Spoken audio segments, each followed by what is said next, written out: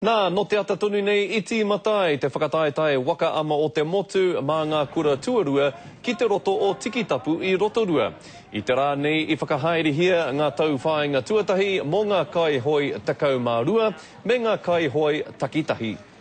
Kei te mahana o roto, te manawa kei te kapapa, ko ngā whakaaro kei ngā rangitūhaha.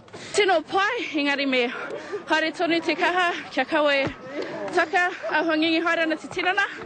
Ngari hikaka pai katoa mātai whakaaro. Hoa miki ko tēnei te wātua tahi, ko hoi taki te kaumārua. Kia ora whakaaro I pai, me ki whakaharatai mō tēnei wā. Te toa I nā rehi katoa. Tuatai. Tai mai ki te taumata o ngā taumata. Te tai, kia mohi o te ao katoa, ke konei a turaki nei hoi ana.